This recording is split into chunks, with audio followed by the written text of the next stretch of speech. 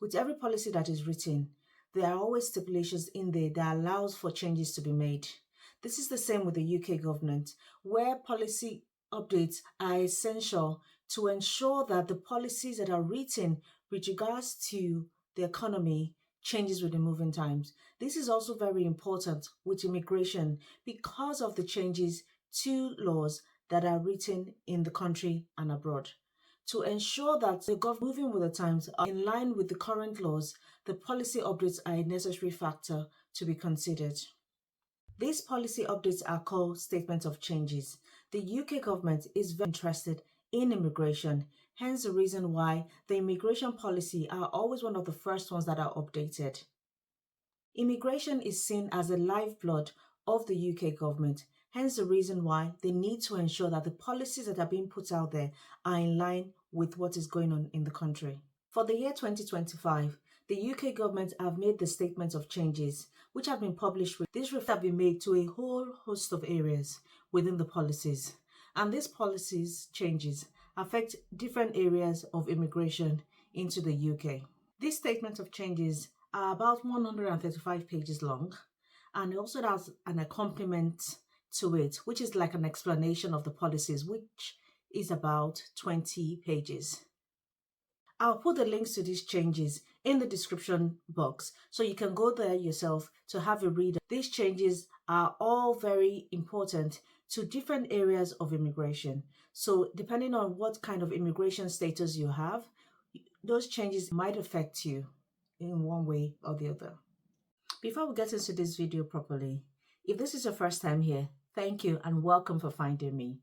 Please like my video and share and subscribe. This helps you to recommend my video to people that are similar to you that want to get this same information. And if you're a returning viewer, thanks for coming back and thanks for sticking with me. I really love and appreciate all the support you've given me so far. In today's video, we'll be talking about the changes that affect the skills worker route. If you're like me and you just want to hear the facts about the changes that relate to you based on the topic of this video, I'm here to help. I've summarized these changes in this video and I hope you'll be able to get all the information you need by watching this video today. It's explained that the statement of changes are about 135 pages and it also has an accompaniment of 20 pages. This is the 20-page explanatory memorandum to the statement of changes that I explained to you. It gives you an introduction into what the changes are and the different kinds of changes that are going to be affected. But ones that concern us in this video are the skilled worker changes. So what are the changes to the skilled worker route? The changes are being made to the provision for care workers and senior care workers. These changes are being made in response to the growing pool of workers in this route who no longer have sponsorship because their sponsors have been unable to offer sufficient work and or have lost their sponsorship license.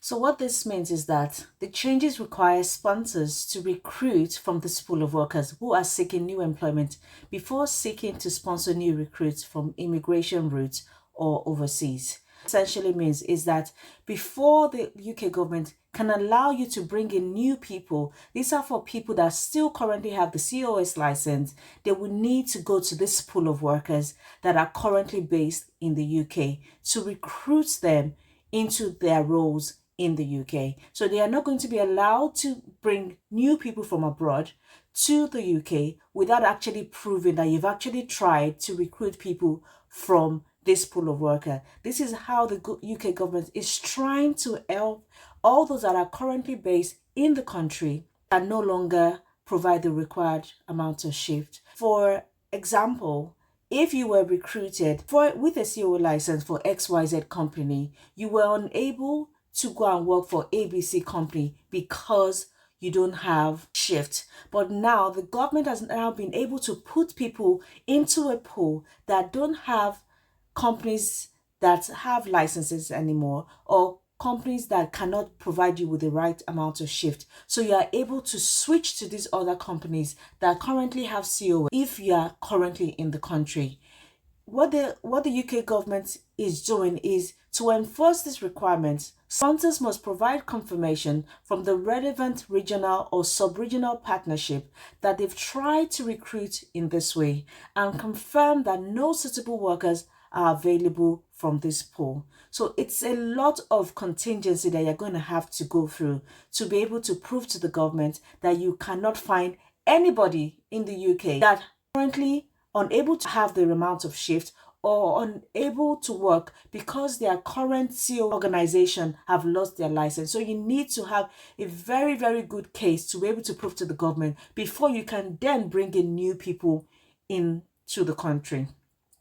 So what this means is that these changes only relate to care jobs with working location entirely in England. In essence, applications relating to working locations in Scotland, Wales, or Northern Ireland are unaffected. So if you are still in these areas like Scotland, Wales, and Northern Ireland, you will not be part of this pool. So you are not given this preferential treatment. These changes also do not apply to workers in England who were already sponsored in these occupations before the changes takes effect, including those changing employers. So if you are trying to change your employer from one employer to the next, this doesn't affect you. You're not given that preferential treatment because you have a job, your current employer has a COS license, and also you have enough shifts to be able to work. Other immigration routes who have been working lawfully for their sponsors for at least 3 months. So all these changes that we're talking about, this policy update would not affect those people who are lawfully employed for their employer in the last 3 months. So you cannot be in this pool. This preferential treatment are only given to people who don't have an organization that has a valid COS or organization where the company cannot provide you with shift. This is to ensure that people that are currently in the country are able to provide for themselves and work based on the immigration routes that they use to come into the country. Another policy update to the skilled worker visa is the changes to the minimum wage or the minimum salary floor for skilled workers in the UK. These changes to the salary is relating to the minimum wage changes that are always published or always going up per year based on the cost of living. The UK government do not want you to be affected based on what the minimum wage is looking like in the country. So they need to ensure that the salary threshold is in line with the changes that are being made to the people in the country. So the changes are being made to the minimum salary floor from 23,200 per year, which is an equivalent of about £11.90 to £25,000 per year, which is an equivalent of £12.82. It is standard practice to update this and other salary requirements across work visa routes each year using the latest annual survey of hours and earning data from the Office of National Statistics. This ensures that these salary requirements continue to reflect the latest pay situation for UK workers. As the government intends to shortly publish an immigration white paper, the changes are being limited to only updating the minimum salary floor. This is to ensure it reflects the annual survey of hours and earning data, and it remains significantly above the national living wage, which is also increasing in April 2025. This, I believe, is so that the skilled workers are not disadvantaged coming into the country. If the national minimum wage is increasing, this needs to also be reflected in terms of how much the skilled workers are going to be earning in the country, especially with them not actually knowing what the cost of living in because they are coming from outside of the country. This is to make sure that they have a strong footing and able to get value for their money based on wherever they choose to live. So this, I believe, is a very good change, and the government is thinking about people that are coming into the country. Another policy update is the deduction from people's salary that are coming to the UK based on the skilled worker visa route. Changes are also being made to the rules concerning deductions from an applicant's salary. These changes are being made for consistency with how paid allowances for the same purposes are treated, to mitigate against sponsorship costs being passed on to the applicants, and to close an unintended loophole whereby applicants could effectively pay towards their own salary through investing in their sponsors' businesses. The government are seeing that a lot of people are having to pay back the cost of their COS, their immigration surcharge for the NHS, and their immigration skills charge as well. They've noticed that a lot of organizations are looking for ways to charge this back to the people that they give sponsorship to. So this way, when governments are making sure that these changes are being put in place, they are protecting the skilled worker that are coming into the country. Because in most cases, they don't actually know the rules. So having all these things written down in black and white would enable the government to be able to prosecute people that do float these laws. Charging back this money to them is very unfair. So the government is ensuring that they actually looked after when they do come into the country.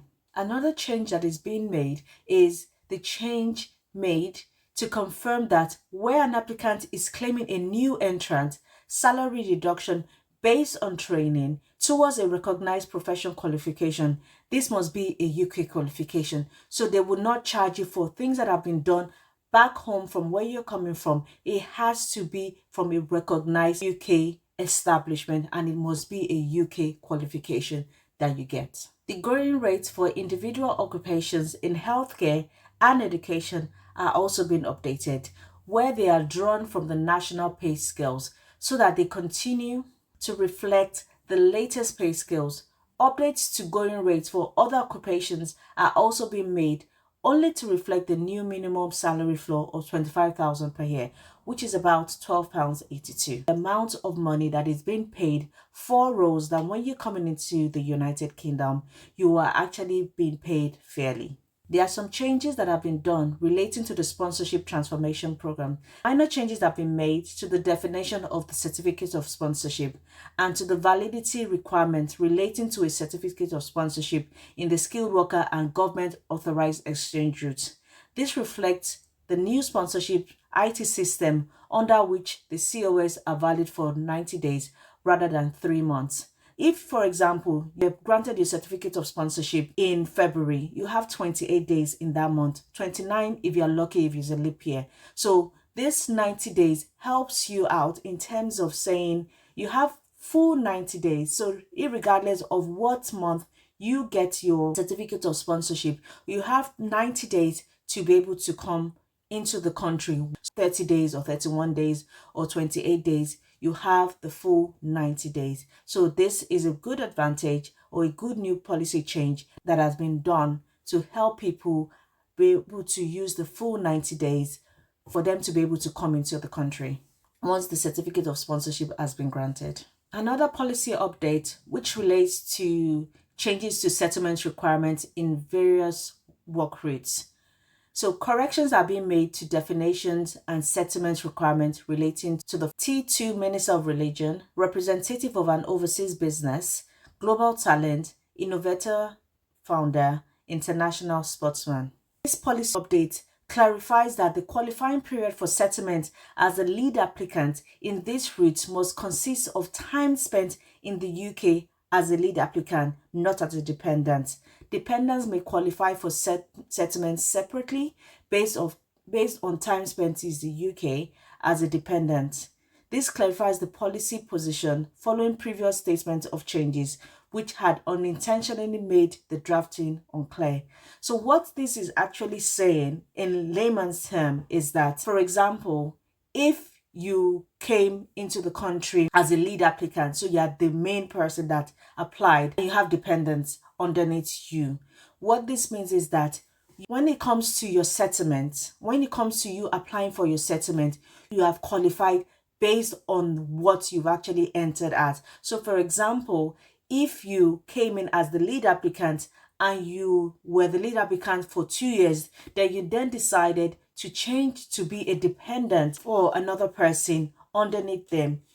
And after 3 years, you are a dependent under them for 3 years. You cannot then apply for your settlement status based on you using 5 years, because you've split it into two different sections. So you were a lead applicant for 2 years, then you became dependent for 3 years. You cannot then say, I'm going to be able to apply for my status. You would be denied based on this new policy change. So what needs to happen is that you need to have been the lead applicant for 5 years or the dependent for 5 years for you to then be able to apply for your settlement status. So you cannot just change wishy-washy. And this is what they said in this policy update, to say before it wasn't very clear as to how you could apply for your settlement status, but now they've made it very clear that you would only be able to apply based on one route. So either as a dependent